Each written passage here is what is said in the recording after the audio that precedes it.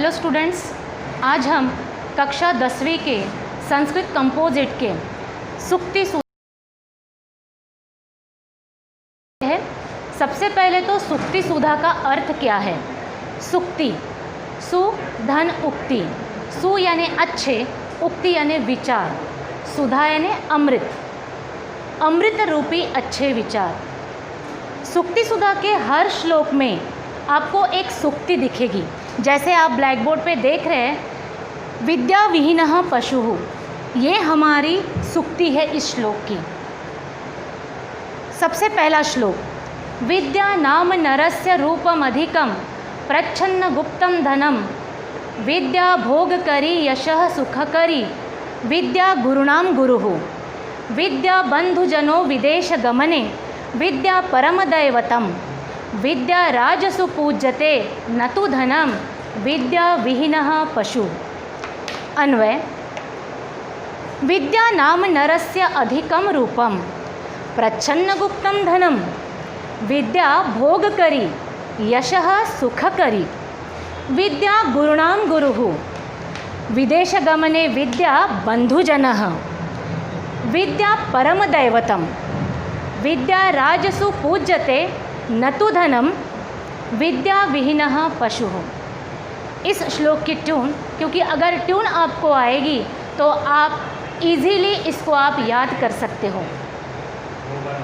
विद्या नाम नरस्य रूपमधिकं प्रच्छन्न गुप्तं धनम, विद्या भोगकरी यशः सुखकरी, विद्या गुरुणां गुरुः, विद्या बंधुजनो विदेश गमने, विद्या परम दैवतम, विद्या राजसु पूज्यते न तु धनम, विद्या विहीनः पशु।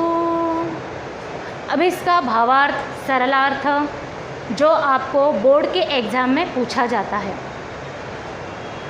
सबसे पहले हम वर्ड टू वर्ड इसका अर्थ देखेंगे।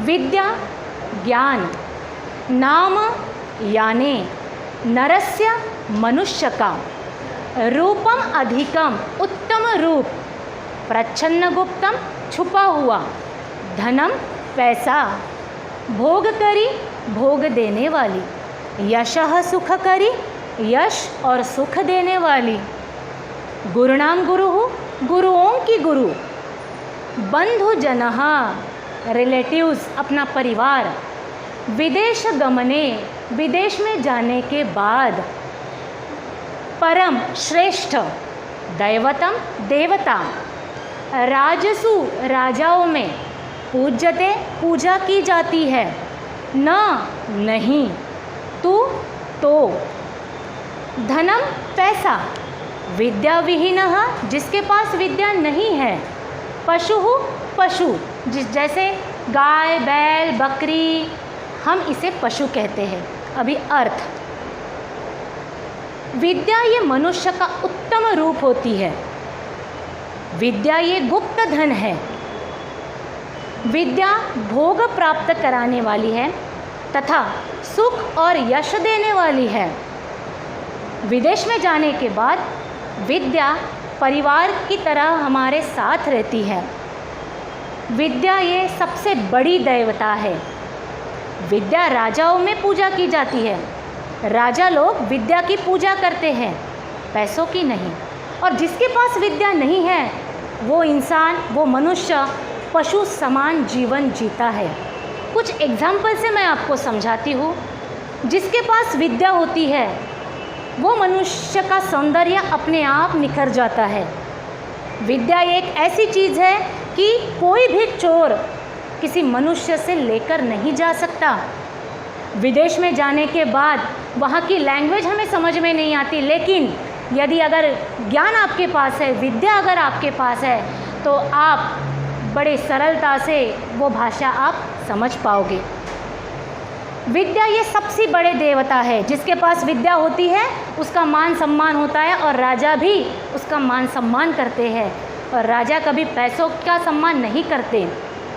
और इसीलिए कहा गया है इस सूक्ति में कि जिसके पास विद्या नहीं है वो पशु समान जीवन जीता है।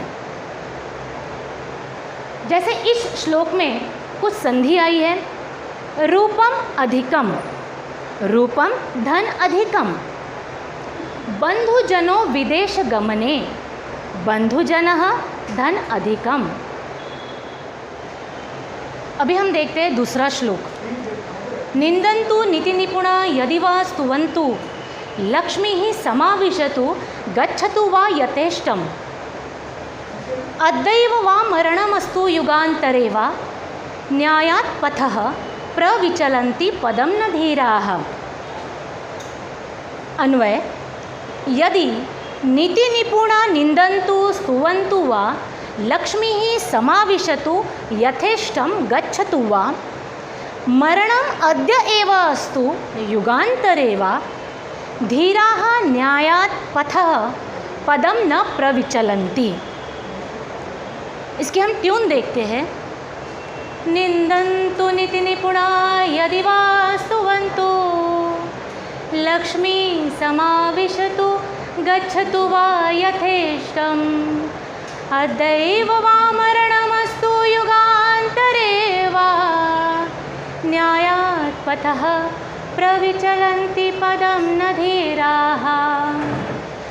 अभी हर शब्द का अर्थ, निंदन्तु निंदा करे, नीति निपुणा नीति शास्त्र में निपुण कुशल लोग, यदि यदि, वा या अथवा, स्तुवन्तु स्तुति करे, लक्ष्मी ही लक्ष्मी, समाविशतु आए, गच्छतु जाए, यथेष्टम अपनी इच्छा के अनुसार, अद्यैव आज ही, मरणमस्तु मृत्यु आए, युगान्तरे वा बहुत समय के बाद आए, न्यायात् पथः न्याय के मार्ग से, प्रविचलन्ति न विचलित नहीं होते, पदम पैर, धीराः धैर्यवान व्यक्ति। इस श्लोक में धैर्यवान व्यक्ति का महत्व बताया गया है। जैसे आप 4th लाइन देख रहे हैं, न्यायात् पथः प्रविचलन्ति पदम न धीराः, ये हमारे श्लोक की सूक्ति है। अभी अर्थ,